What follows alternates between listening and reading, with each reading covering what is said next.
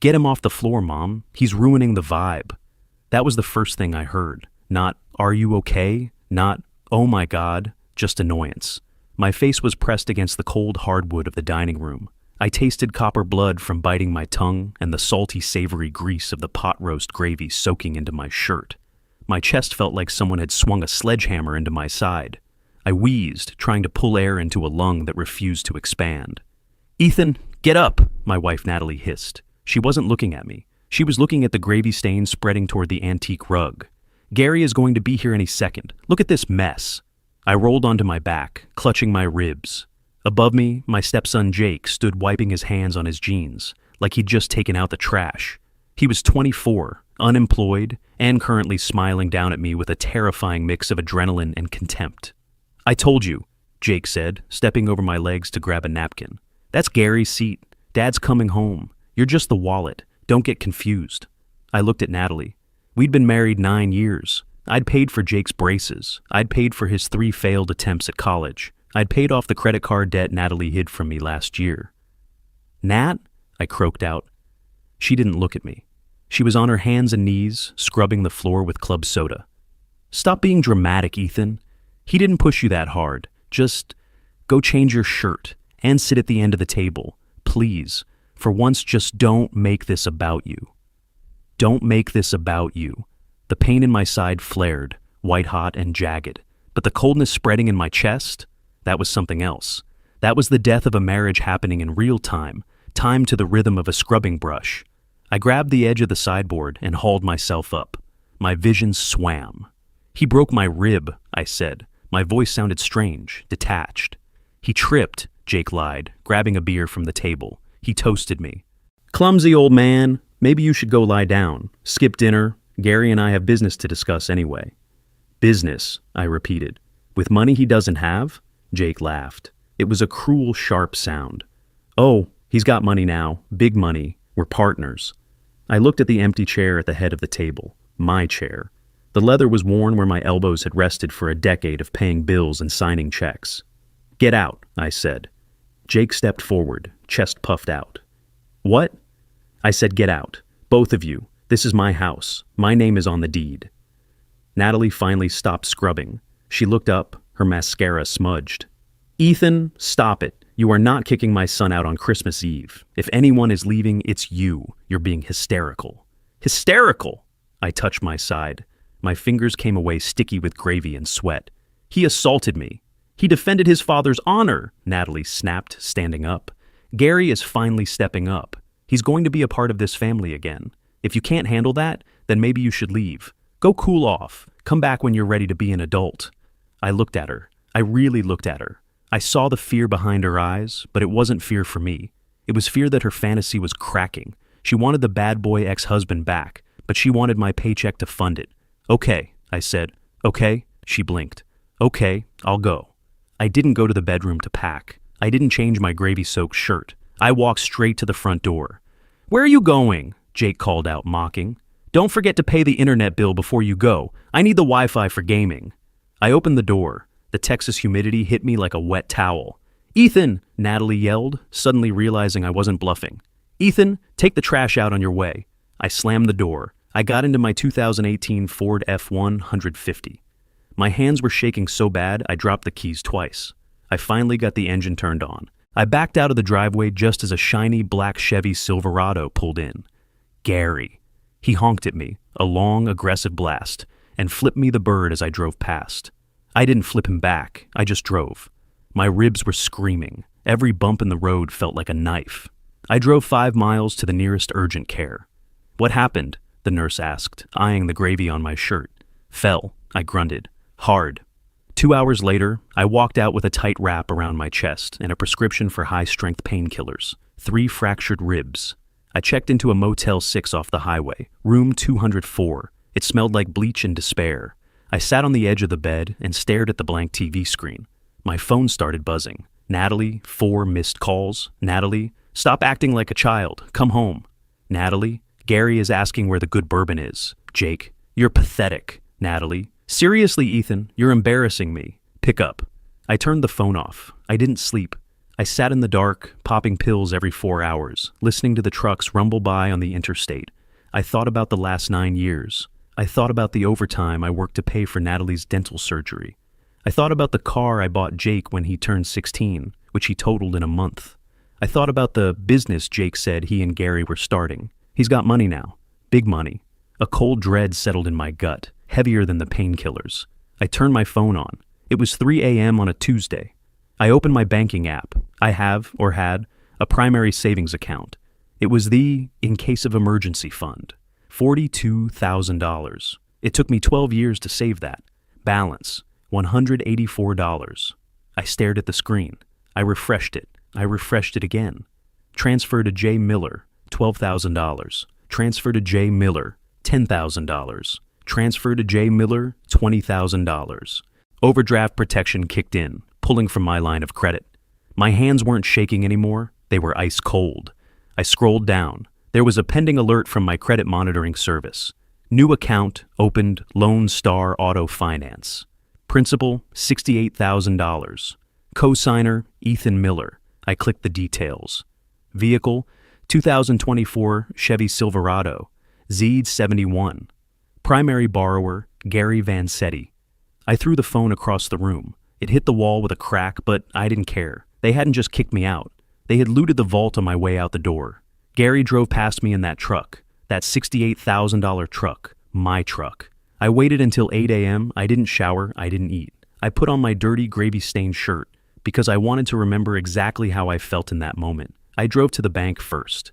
I need to speak to the fraud department, I told the teller. I must have looked like a maniac unshaven, shirt covered in brown stains, eyes bloodshot. She pressed a silent alarm button under the desk. I saw her hand move. "I'm not robbing you," I said, sliding my ID across the counter.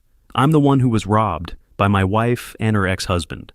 10 minutes later, I was in an office with a branch manager named Sarah. She looked tired. "Mr. Miller," she said, looking at her screen, "these transfers, they were authorized via your mobile app. The device ID matches an iPhone 14. "I have a Samsung," I said, placing my cracked phone on the desk. "Right," she said slowly, "but the iPhone is listed as a trusted device. Nat's iPhone. My wife. And the auto loan." She clicked a few more keys. Her eyes widened. "This was a digital signing, DocuSign, the IP address. It's the same as the login for the transfers." "They did it from my house," I said, "while I was at work." "Mr. Miller," Sarah said, leaning forward, "if your wife did this, it's a civil matter usually, unless you claim identity theft. But that means I have to press charges," I finished. "I know." "It means arresting your wife," she clarified, "and your stepson. This is over $100,000 in total exposure. That's a felony, a big one." "She watched him kick me," I said. "He broke my ribs." She scrubbed the floor. Sarah paused. She looked at my shirt. She looked at the way I was holding my side. "I'll print the affidavit," she said quietly. I spent the next hour filling out forms. Every stroke of the pen felt like cutting a cord. "Did you authorize this transaction?" "No." "Do you know who did?" "Yes." "Name of suspect, Natalie Miller, Jake Miller, Gary Vansetti." "Freeze it all," I said when I was done.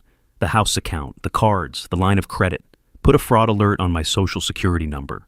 "Done," Sarah said. "Mr. Miller, the truck loan. Since you're contesting it as fraud, the lender will want to repossess the asset immediately. Do you know where the vehicle is?" "I do," I said.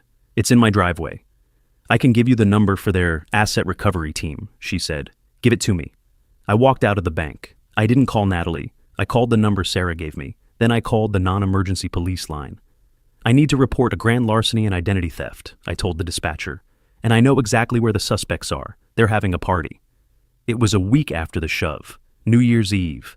I knew they would be celebrating. They had my money. They had the new truck. They had the house.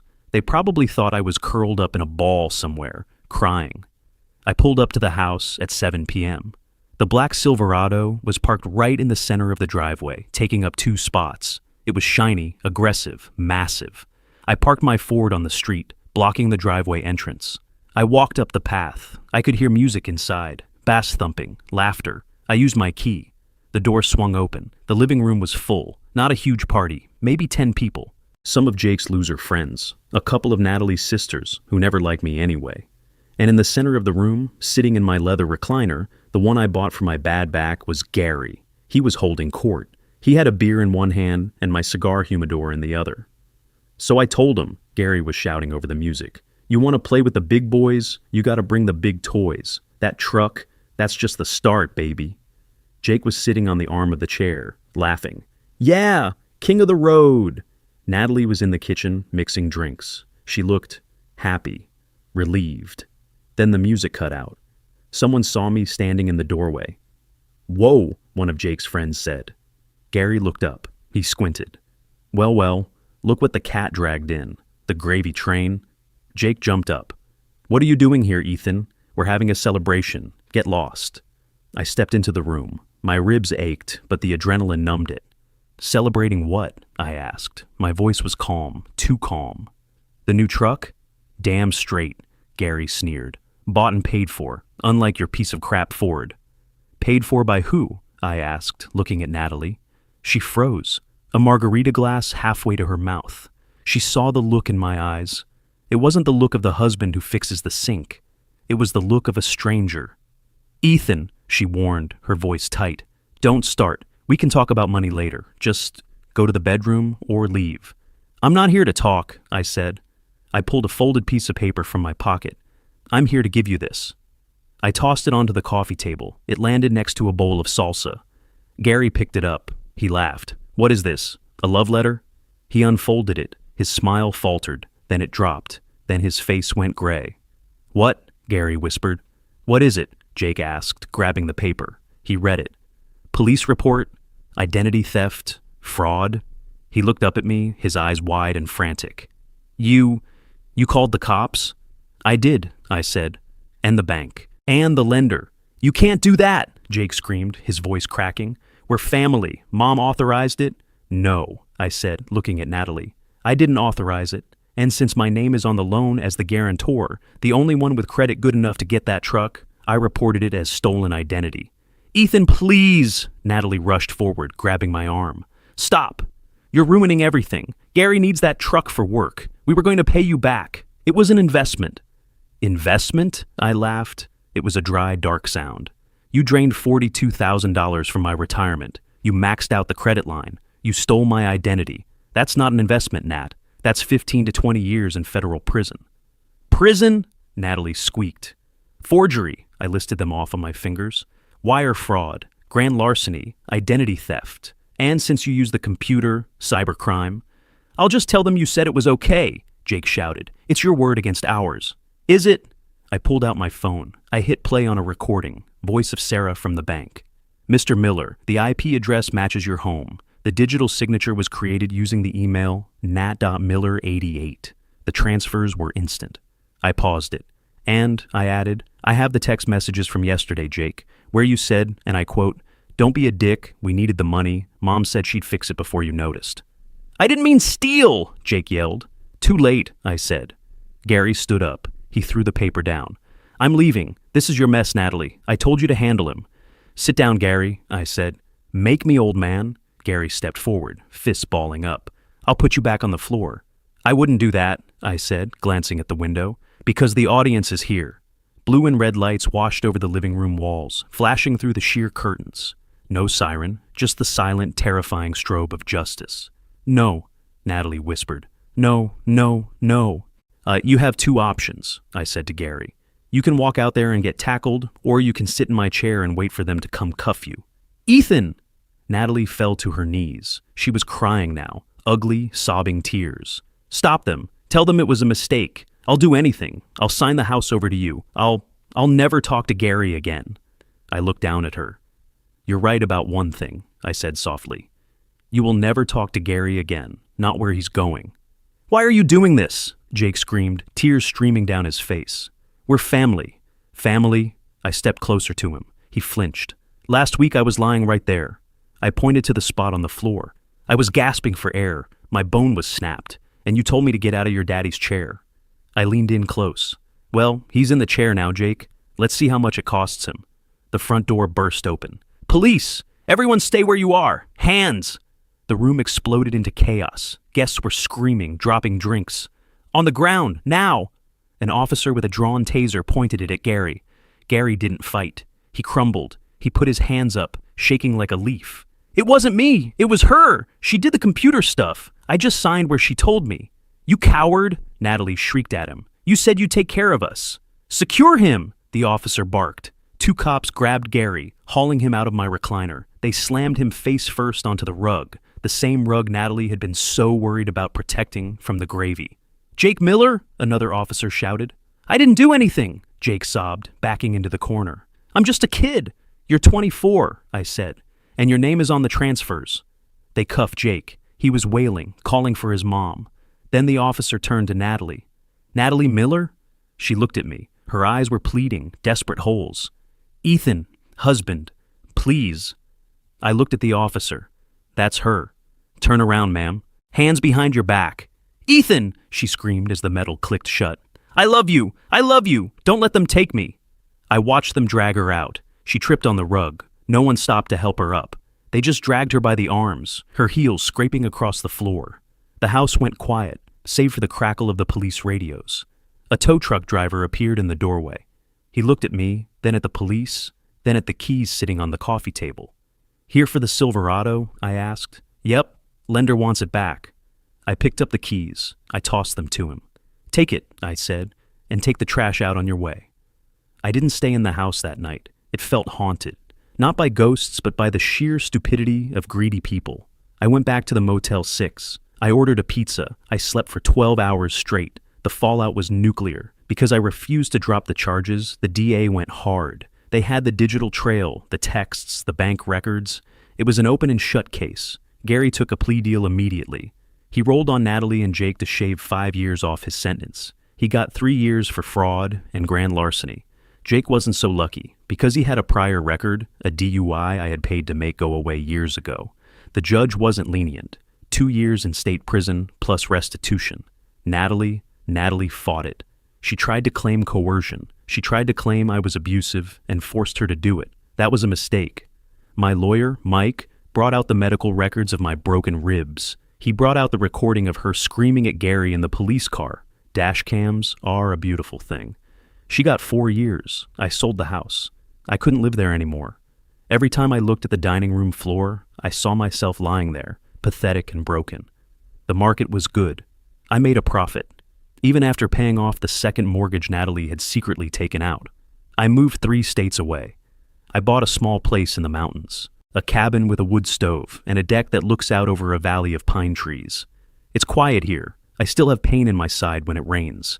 The doctor says the rib healed funny because I walked around on it for a week before resting, a permanent reminder. But I have a new table, and I have a new chair. It's a heavy, solid oak chair. I made it myself in the shed out back. It doesn't squeak, it doesn't wobble. Last Thanksgiving, I sat at the head of my table. I was alone, eating a steak. I grilled myself. My phone buzzed, a number from the correctional facility. Prepaid call from Natalie. I stared at the phone. I imagined her in a gray jumpsuit, standing in line, waiting to beg, waiting to tell me she changed, waiting to ask if I put money on her commissary books. I let it ring. I cut into my steak. It was perfectly medium rare. The phone stopped ringing. I took a bite, chewed slowly, and looked out at the snow falling on the pines. Respect is a funny thing. You can't demand it. You can't buy it with a truck. And you certainly can't steal it. But you can take it back. And sometimes, taking it back sounds exactly like a phone ringing in an empty room, unanswered until the silence finally wins. If you've ever had to cut toxic family out like a tumor, let me know in the comments. And if you think I should have answered that call, well, you're wrong. Like and subscribe for more stories of justice served ice cold.